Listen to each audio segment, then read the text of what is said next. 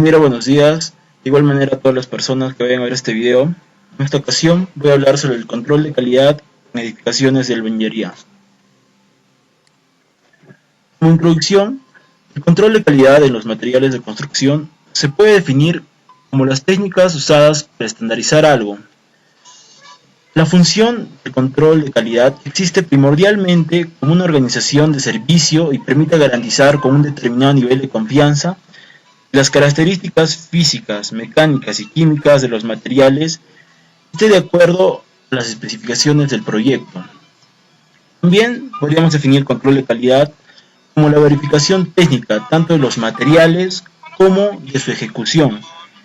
Estas características específicas técnicas necesarias son de vital importancia para evitar futuras fallas, malos métodos y deficientes prácticas constructivas, para así asegurar que el cliente o el usuario tenga un producto de calidad y cuente con una edificación con todas las normas de la ley, ¿no? Con todos los parámetros para un buen uso. En cuanto al marco teórico, vamos a definir la albañilería. Se llama albañilería a una estructura construida a base del empleo de ladrillos, de cerámica, bloques de cemento, piedra o algún otro elemento de forma semi-irregular, los cuales van a estar unidos entre sí por una capa de mortero, que en el caso de las obras de construcción se usa más que todo el ladrillo de arcilla o los ladrillos mecanizados también, ¿no? Las edificaciones de mediana altura que más abundan en nuestro país son estructuradas por albañilería confinada o por muros de albañilería reforzada interiormente. El comportamiento sísmico que van a tener estas edificaciones va a depender mucho de la calidad de los materiales que se han empleado.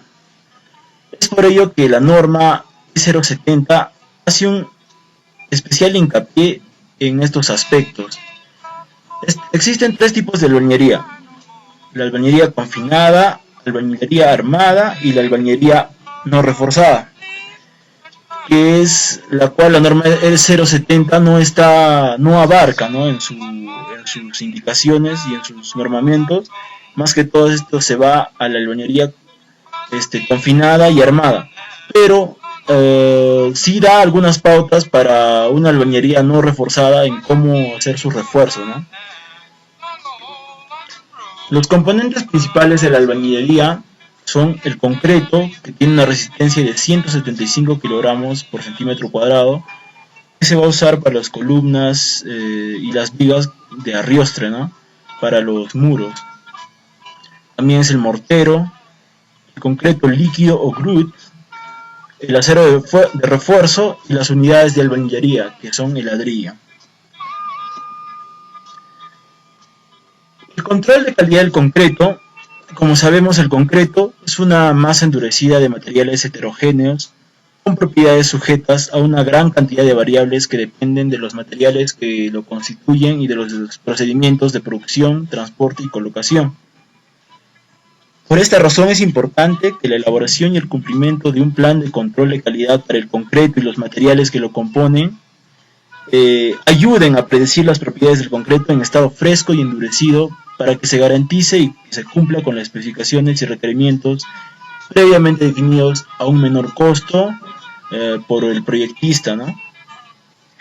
El principal parámetro para definir la calidad del concreto es la resistencia, que llega a los 28 días y que de cierta manera constituye un inconveniente para el control, porque en ese lapso de esos días la obra continúa. Se tienen que hacer muchas más partidas, ¿no? Es por eso que el control para la resistencia del concreto es extemporáneo. Los factores que determinan la calidad del concreto son los siguientes. Muestreo de concreto fresco. El objetivo del muestreo es obtener muestras representativas de concreto fresco, sobre las cuales se realicen ensayos para verificar el cumplimiento de los requerimientos mínimos que se indican en la norma NTP 339-036. Como se puede apreciar aquí en la imagen, vemos que una vez mezclado la muestra para la obra, se obtiene una muestra que tiene un mínimo de 2 porciones y que los ensayos que se van a hacer se va a hacer un plazo máximo a los 15 minutos. De los 0 a los 5 minutos que va a estar preparada la mezcla, se va a ver el ensayo de asentamiento, temperatura y contenido de aire. Y los 10 minutos restantes se va a hacer la elaboración de probetas, las cuales luego van a ser llevadas al laboratorio para su respectivo análisis de compresión.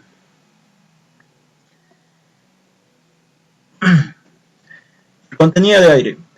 Este elemento está presente en todos los tipos de concretos, localizado en los poros no saturables de los agregados y formando burbujas entre los componentes del concreto, ya bien sea porque es atrapado durante el mezclado del concreto o al ser incorporado por medio de agentes inclusores de aire.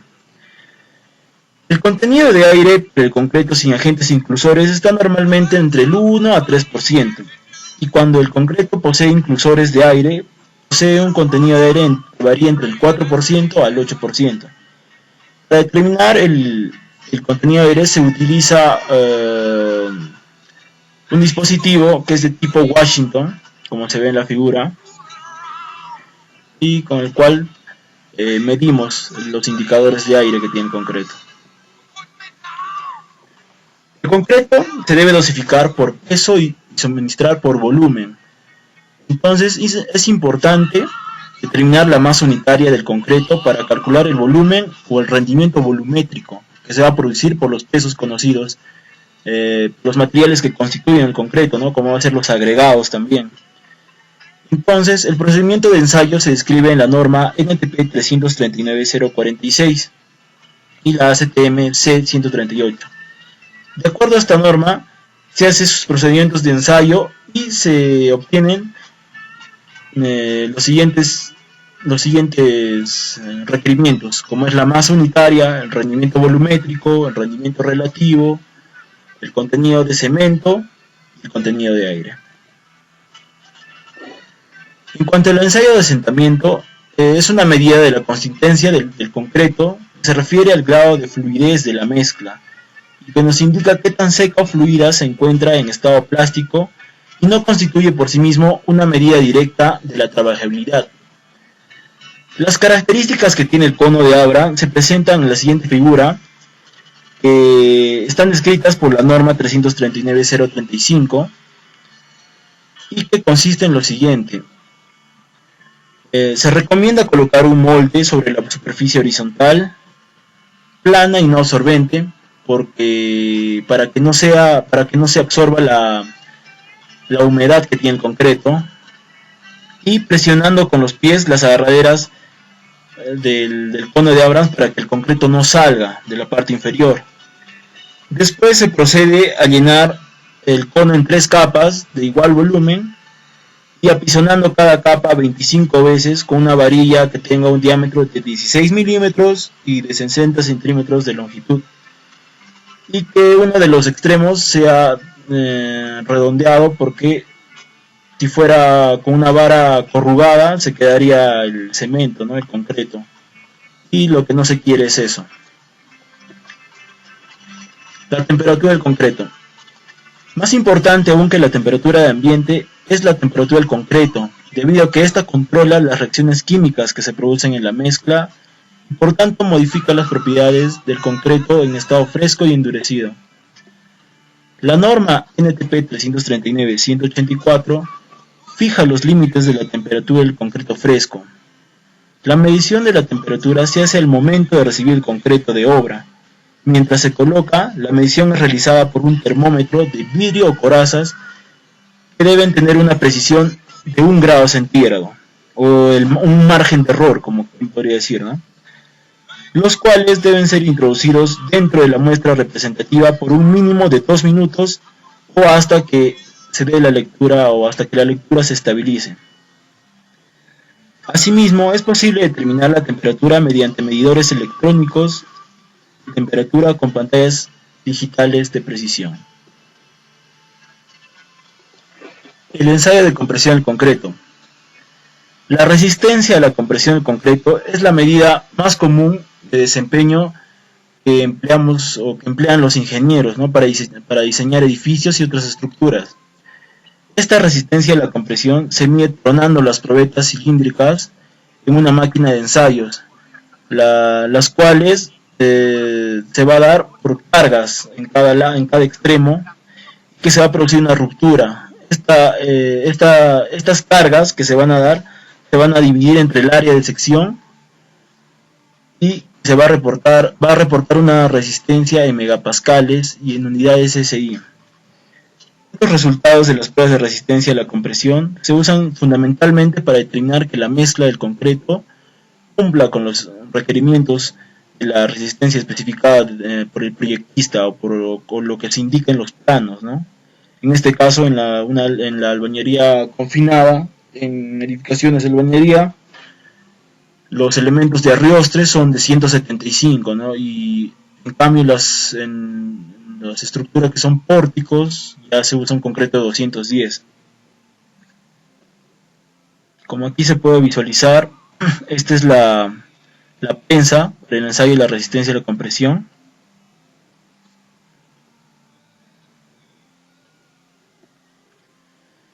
Control de calidad del mortero. El mortero estará constituido por una mezcla de aglomerantes y agregado fino, a los cuales se añadirá la máxima cantidad de agua que proporcione una mezcla trabajable, adhesiva y sin segregación del agregado. Para la elaboración del mortero destinado a obras de albañilería se tendrá en cuenta lo indicado en las normas NTP 399-607 y 399-610. Los materiales aglomerantes del concreto pueden ser el cemento Portland tipo 1, tipo 2, el cemento adicionado IP, o una mezcla de cemento Portland o cemento adicionado y cal hidratada normalizada, de acuerdo a la norma técnica peruana 339-002. El agregado fino será arena gruesa natural, libre de materia orgánica y sales con las características indicadas en la tabla 3. Se aceptarán otras granulometrías siempre y cuando se hagan los ensayos de pilas y muretes y que proporcionen la resistencia que se especifique en los planos, ¿no? Acá se puede ver en la tabla la granulometría de la arena gruesa que se va a usar para el mortero, en la malla ASTM y el porcentaje pasante, ¿no?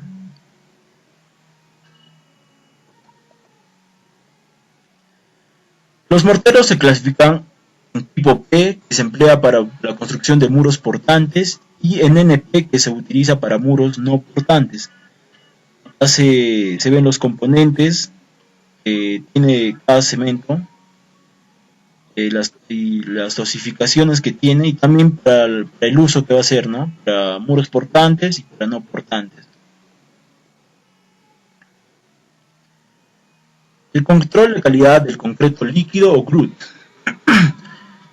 Este es un material de consistencia fluida que resulta de mezclar cemento, agregados y agua, pudiéndose adicionar cal hidratada normalizada, una proporción que no exceda al 1/10 del volumen del cemento u otros aditivos, no disminuyen la resistencia o que originen corrosión del acero de refuerzo. El concreto líquido GRUT se emplea para rellenar los alvéolos de las unidades de albañilería de la construcción. Los alvéolos, o también pueden ser los huecos, algunas partes intersticiales que haya en una columna, en una viga, en un relleno de concreto, y que tiene como función integrar el refuerzo con la albañilería en un solo conjunto. Para la elaboración del concreto líquido o GRUT se toma en cuenta la norma NTP 399-609 y la 608. Los materiales que componen el GRUT, ya dijimos que son el agregado grueso, el fino, el aglomerante y el agua, serán batidos mecánicamente con agua potable hasta lograr la consistencia de un líquido uniforme, sin segregación de los agregados, con un revenimiento medido en el cono de Abrams comprendido entre los 225 milímetros a 275 milímetros. En este caso el GRUT se va a tener que utilizar el agregado fino cuando cuando existan alvéolos o huecos que pasen más de los 6 centímetros o los 60 milímetros, ¿no? Si pasa eso, entonces va a tener que utilizar el material grueso, el agregado grueso y mezclar con el aglomerante y el agua. Control y calidad del acero de refuerzo. Como ya sabemos, el acero son aleaciones de todo tipo de mineral, los cuales sirven para determinado, estas aleaciones sirven para obtener una determinada propiedad, ¿no?, del acero. Las barras de acero de refuerzo deben cumplir con los parámetros indicados en la NTP 341, de acuerdo a los diámetros y a sus dimensiones del acero.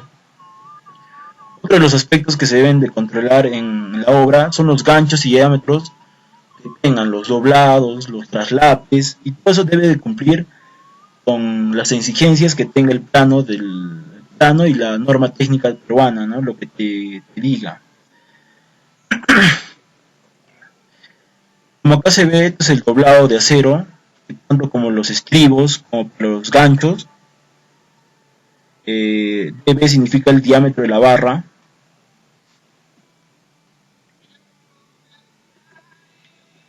Diámetros mínimos de doblado.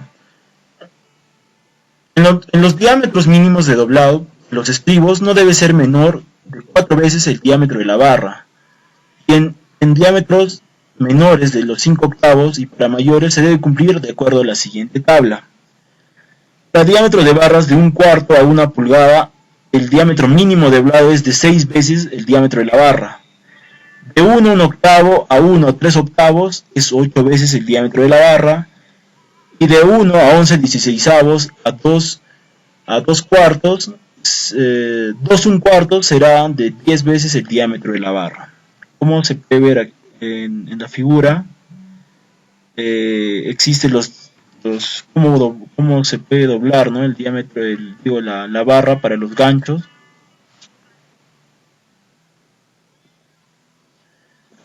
El espaciamiento. El espaciamiento entre las barras de acero no debe ser menor a la del diámetro de la barra o menor a 2.5, ya sea el caso.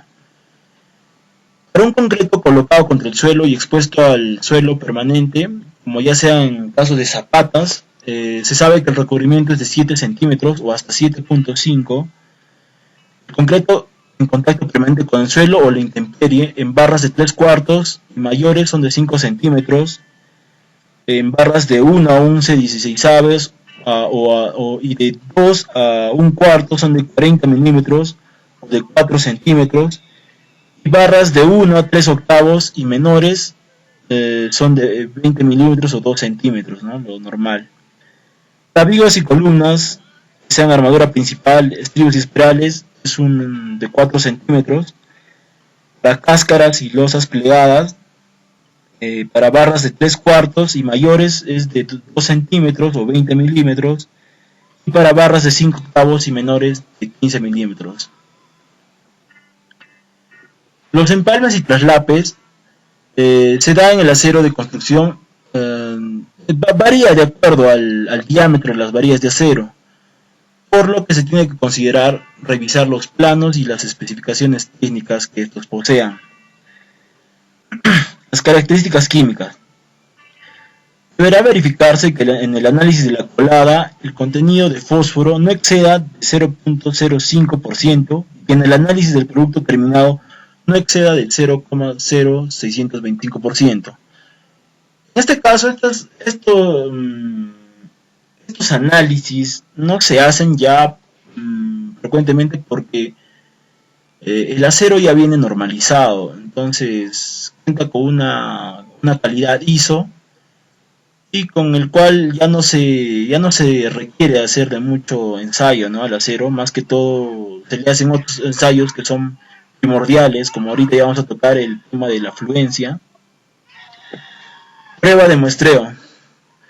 Para la prueba de muestreo se tomarán 3 varillas de 1,50 de largo cada una por cada 100 varillas que provienen del mismo lote, y que a parte de estas varillas se va a tener que cortar un trozo de una varilla de media, 1,5 cm para que se someta a una inspección metalúrgica, y así se vea o no que la barra de acero tenga defectos de laminación o como grietas, poros o algunos materiales que este posea, ¿no? La prueba de tensión, como ya dijimos, para conocer las cargas que pueden soportar los materiales, se efectúan ensayos para medir su comportamiento en distintas situaciones.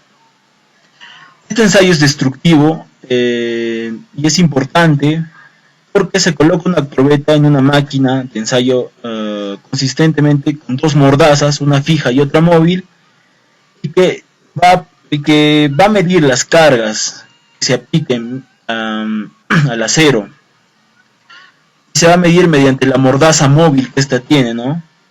Esta máquina de ensayo impone la deformación desplazando el cabezal móvil a una velocidad seleccionable. La celda de carga conectada a la mordaza fija entrega una señal que representa la carga aplicada. Las máquinas poseen un plotter que grafica en un eje el desplazamiento y en el otro eje la carga leída. Como se ve en la figura, se ve que hay una mordaza fija y otra móvil. Es la móvil la que va a medir la deformación que va a sufrir el acero. Como acá se ve es el acero en las etapas de inicio, de fluencia y hasta el momento en el que llega a su rotura, ¿no? A su resistencia máxima, que es los 4.200 kilogramos por centímetro cuadrado. El control de calidad en unidades de albañilería se da denominando la unidad de albañilería, ¿no? Como ya dijimos, se denomina ladrillo a aquella unidad cuya dimensión y peso permite que sea manipulada con una sola mano. Se denomina bloque a aquella unidad que tenga dimensión y peso requiera de las dos manos para su manipulación. Como ya sabemos, los bloques de cemento, de concreto, son más pesados que los ladrillos y que necesitamos las dos manos para manipularlos, ¿no? Las unidades de la albañilería a las que se refiere esta norma son los ladrillos y bloques, en cuya elaboración se utiliza, ya dijimos, la arcilla, el sílice cal o concreto como materia prima. Estas unidades pueden ser sólidas, huecas, alveolares o tubulares y podrán ser fabricadas de manera artesanal o industrial. Las unidades de la albañilería de concreto serán utilizadas después de lograr su resistencia especificada y su estabilidad volumétrica. Para el caso de unidades curadas con agua, el plazo mínimo para ser utilizadas será de 28 días. La calificación de los ladrillos, según sus tipos, tiene las siguientes descripciones. Para la unidad de albañilería para fines estructurales, se van a dar en tipos de ladrillo, ¿no? Tipo 1, tipo 2, tipo 4, tipo 3, tipo 4 y tipo 5. Para bloques P, que son para muros portantes, y bloques NP, que va a ser para muros no portantes, como ya se dijo. En este cuadro se ve la variación de la dimensión, el alabeo, que va a tener máximo en milímetros, y la resistencia a la compresión. Los ladrillos, que son tipo 1, se van a usar para estructuras no van a poseer un peso considerable, ¿no? Y digamos que sean, y si se usan de un tipo 5, entonces va a significar que son para cargas que son considerables y realmente rigurosas, ¿no? Las pruebas para las unidades de albañilería son las siguientes. El muestreo. El muestreo será efectuado al pie de la obra. Por cada lote que venga de 50 millares de unidades se va a seleccionar a 10 unidades, 10 ladrillos, sobre los cuales se van a verificar las pruebas de variación de la dimensión y alabeo. 5 de estas van a ser destinadas para la compresión y otras 5 para la absorción. Resistencia a la compresión. Para la determinación de la resistencia a la compresión de las unidades de la bañería se efectuarán los ensayos de laboratorio correspondientes, de acuerdo a lo indicado en las normas NTP 339-613.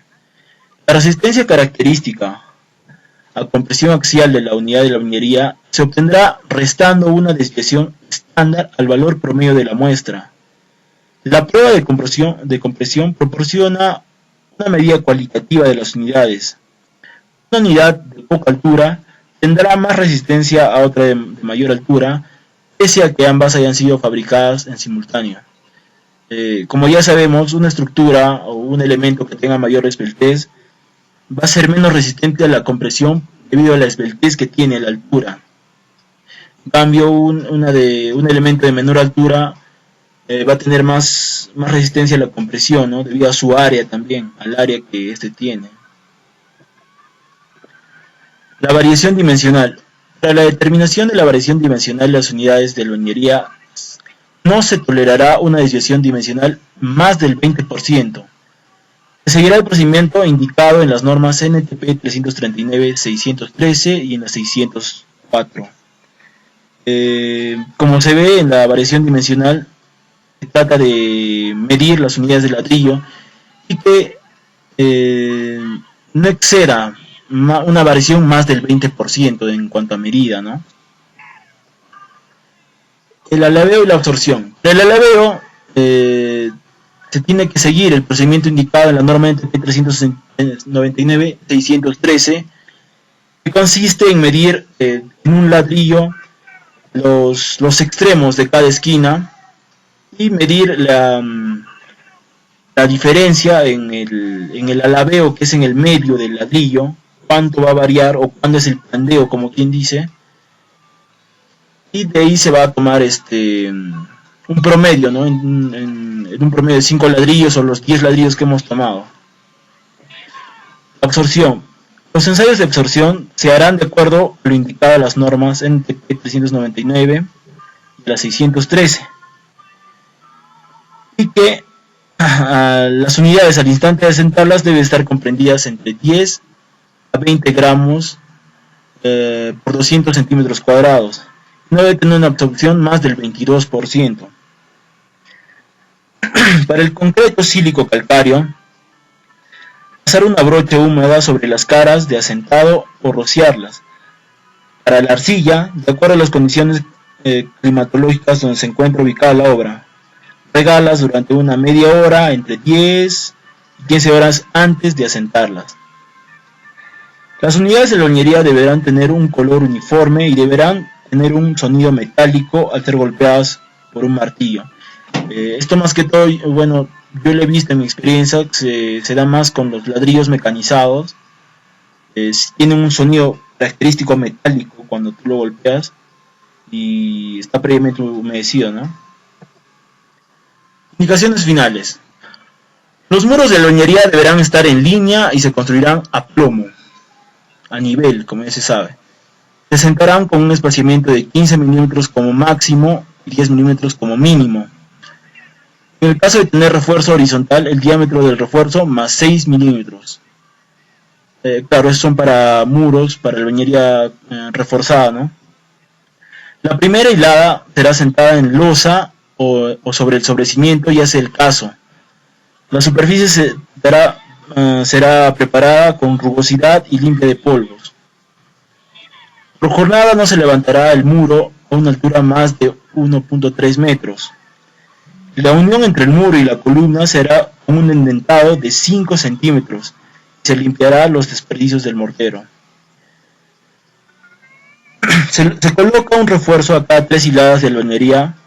Estas deben de penetrar 40 centímetros en el muro y 12.5 en la columna, que son los refuerzos, ¿no? La vara, que a veces son de 3 octavos las que usan. Las columnas se vaciarán una vez culminado el muro y el concreto. Y tendrá un slam de 5 pulgadas y no tendrá que tener una resistencia menor a los 175 kilogramos por centímetro cuadrado. Conclusiones. En conclusión, el control de calidad en obra asegura que durante el proceso de edificación se cumpla con las especificaciones del proyecto de obra, así como las adecuadas condiciones de calidad y la normativa aplicable. Es muy importante la elaboración y el cumplimiento de un plan de control de calidad del concreto y los materiales que lo componen, con el fin de poder predecir el comportamiento del concreto en estado endurecido y en estado fresco. Las muestras para los ensayos de resistencia deben tener un proceso de curado adecuado para garantizar que las moléculas de cemento se hidraten correctamente y den una estructura cristalina por el efecto de la hidratación. Como se sabe, todo concreto que es humedecido, que posee humedad, va a tener una resistencia más alta mediante que pase el tiempo, ¿no? A medida que pase el tiempo, va a adquirir más resistencia. Los procesos que componen un control de calidad son de cumplimiento obligatorio para las personas responsables de las obras. No se puede permitir que estos actúen negligentemente o con desconocimiento de los requisitos de calidad establecidos para la obra. Es por eso que siempre para una obra está un ingeniero residente, ¿no? El cual tenga que ver, controlar todo el proceso constructivo que se está haciendo en una obra. Dicho todo esto, espero que les haya gustado. Ingeniero, muchas gracias por su atención y hasta una próxima oportunidad.